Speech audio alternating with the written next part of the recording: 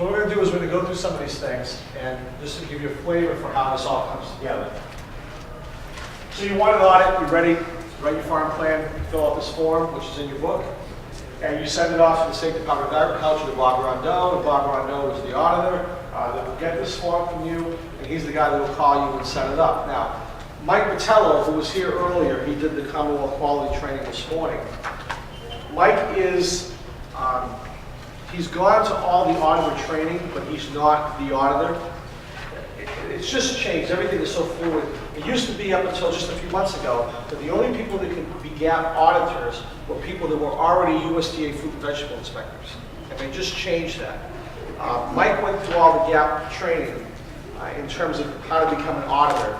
And so what he's been doing for people, he'll come out and do like a sort of a pre-audit, a mock audit.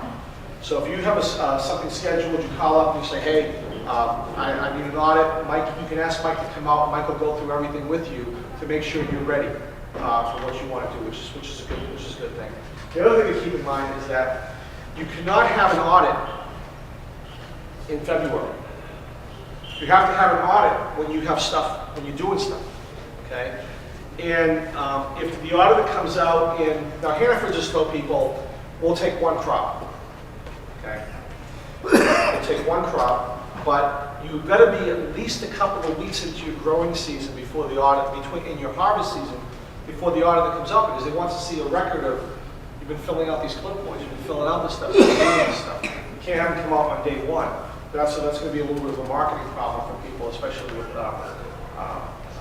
in 2011 here, is people being able to start harvesting but not have that market that they were growing for, because they have to wait a couple of weeks to actually get audited, so that's going to be a problem. But ideally, if you're not pressured in a time frame, like when I schedule an audit, I'm going to schedule for me, I'm going to schedule an audit around anywhere between the beginning of August and probably the middle of September. Because I want to have as many crops growing when the audit comes out. Because when I do these sheets, they basically say what crops they're seeing.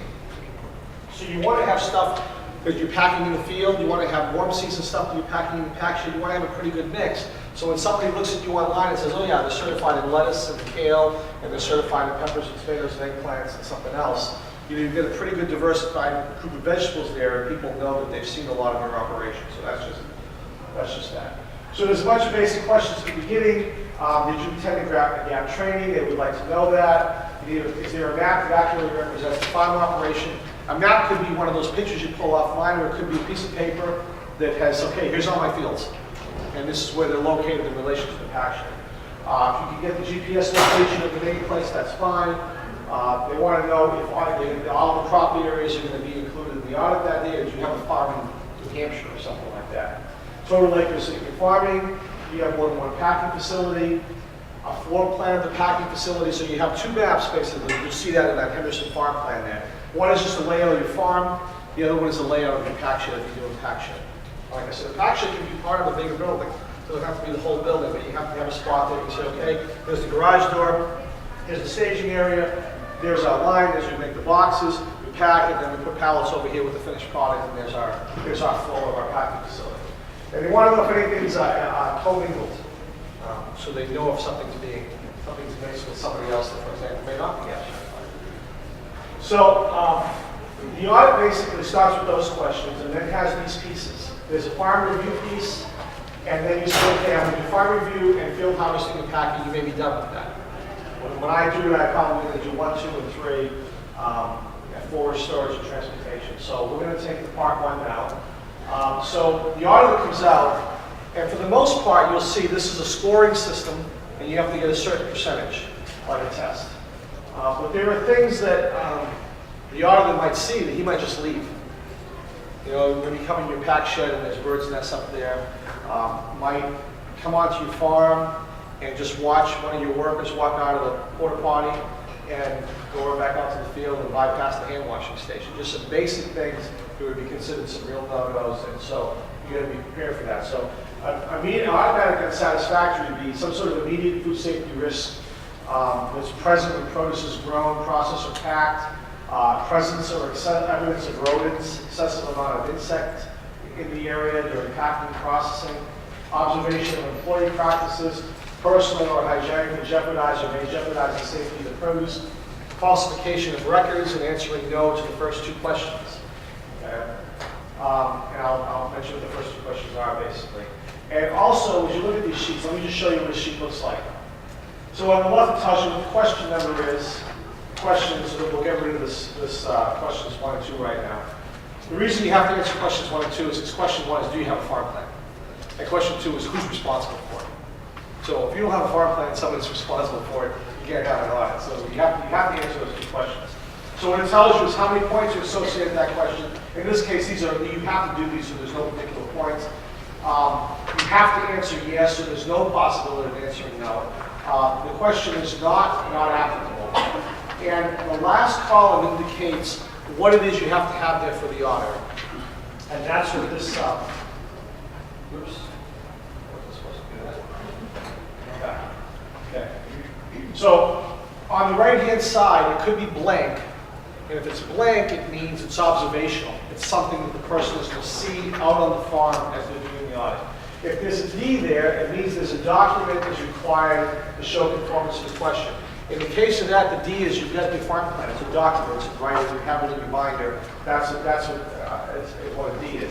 An R indicates that a record is required. So it could be your bathroom cleaning records, or your floor sweeping, or your rodent bait station cleaning and checking for dead rats or something like that. And a P indicates that you have some sort of policy standard.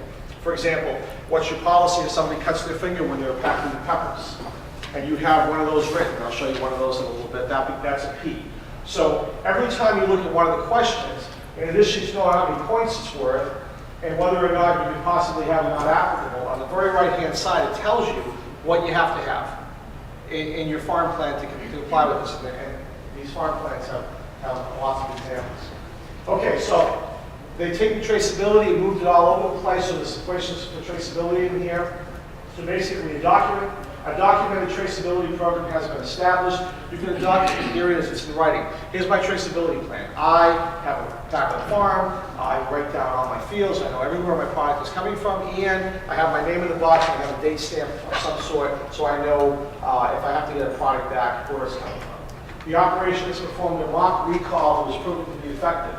And what that is basically, you call up somebody you're doing business with, whoever it is. It could be the produce manager at a Whole Foods that you're doing a rec store delivery to, and you say, look, I'm involved with GAP, I'm about to have an audit, I need to have a conversation with you about a mock recall, this is what it would entail. I might call you up and say, hey, I brought some peppers in yesterday, there's a pallet of peppers there, or a pallet of romaine hearts, there's a problem, they've got my name, they've got this date stamp, would you be able to go out and find what's left in your store and get them back and get them gone?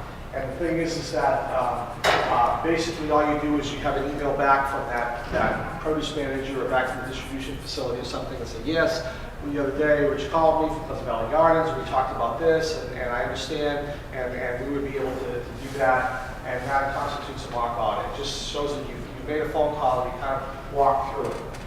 So in this first general section, where most of the questions are that deal with worker hygiene. Okay, so this is all of them here. So potable water is available to all workers. You don't have a possibility of being unapplicable. It's either yes or no, and you have a record. The record is either the municipal water supply record from the town, or it's your well record, or whatever it is that you use. Something you have to have in mind. All employees and visitors to the location are required to follow proper sanitation and hygiene procedures. So everything's laid out. There's my porta potties, there's my bathrooms, there's a sign that tells you how to wash your hands. Now the thing is, you can require your workers to do all this. You can require visitors to do all this. It's a little more difficult when you pick your own customers and all that. Sometimes that creates some issues, okay? But certainly educating your customers, even if they're picking your own customers to do this, is not a bad thing. Training on proper sanitation and hygiene practices provided to all staff. You have a little sit down with new employees at the beginning of the season. You go over worker hygiene, things about washing your hands, things about using the porta potty, understanding the signs, that kind of thing. You have a document for that, just like you used to have for worker protection. Everybody signs and says, hey, on April 15th, I was trained in worker hygiene. Employees and visitors are following good hygiene and sanitation practices. This is observational. The auditor comes out and he sees the people are doing what they're supposed to do, 15 points. Employees are washing their hands before returning to work, almost a little bit redundant, but 15 points. Readily understandable signs are posted It's something that's observable, he sees the signs or doesn't see the signs, endpoint question. All toilet, restroom, field sanitation facilities are clean, properly supplied with single-use towels, toilet paper, hand soap, or antibacterial soap, and potable water for hand washing. And I said hand soap or antibacterial soap, these are both still soaps, not antibacterial, liquid or something, okay? And again, it's observational, it's a 15-point question. Just some examples here. This is in the binder, it's on the CD, it's on the website, just an example of a form, a training form. You put the date, I train my workers, they all sign it, that they were there, and you've got that copy. You put it in the binder. Examples of things, you've got some of these right in front of your binder, some of the signage for people for washing their hands, you just tell people how to do it. Usually it's easy to get it in Spanish and English, it's hard to get it in other languages. Some more questions in this general session. All toilet, restroom, field sanitation facilities are serviced and cleaned on a scheduled basis. That's the little record that's hanging in the bathroom, or the full ones are in the binder by now. Smoking and eating are confined to designated areas where separate, so you have a place where people eat lunch. You could have a couple of labor camps. The Jamaicans go to their house, the interns go to their house, the family goes in their house, and everybody's got a place to eat. And maybe we get 2 kids that we hire to live down the street, we got a picnic table for them that's right over there. Okay? So you have a place, procedure for it, and people know where they're supposed to go. Workers with diarrheal disease or symptoms of other infectious diseases are prohibited from handling fresh produce. So you have a little protocol for that. It's in there, you'll see it in the farm plan. Just saying, people are sick, and I think I have that coming up anyways. It's a 15-point question. There's a policy describing procedures which specify handling, disposition of produce or food contact surfaces that have come into contact with water or bodily fluids. You are standing at the packing table, cut your finger, standing at the other table, trimming romaine hearts or something, cut your finger. What do? What's the plan? Okay? You just spell it out. It doesn't have to be that complicated. You'll see that in a second. Workers are instructed to seek prompt treatment with clean first aid supplies for cuts, abrasions, or other industries. Again, it's a procedure you have in your farm plan. You've got examples of it there. Next question, company personnel or contracted personnel that apply regulated pre-harvested or post-harvest materials or license. Basically what that means is if you're using anything on the farm that requires a license, it could be a pesticide license if you're using restricted use materials. It could be a license, maybe you're using some sort of sanitation thing in the pack shed that could require somebody to have a license to use. But if somebody needs to have a license for a product they're using on the farm, they need to have a copy of that license in the binder. For most people, it's going to be a pesticide license. For some people, it's going to be nothing.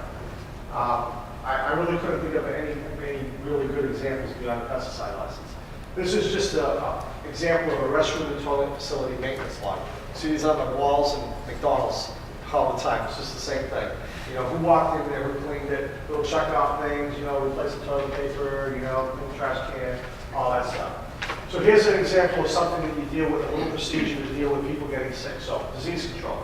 Any person who, by medical examination or supervisory observation, is shown to have or appears to have an illness, open lesion, boils, sores, infectious wounds, abnormal source of microbial contamination, can result in common contamination of food contact surfaces, food packaging materials becoming contaminated, on and on, shall be excluded from any operations which may be expected to result in such contamination until the condition is corrected. Personnel shall be instructed to report such health conditions to the supervisors. Somebody comes to work, you're planning on putting them in the pack shed, packing romaine hearts today, they're clearly sick, they're coughing their guts out, and you say, look, you want to work in the pack shed today, you want to lead broccoli, or whatever, You can send them home if you have no other jobs, or you might have another job that does not involve harvesting and packing. So you need to be aware that you need to do that.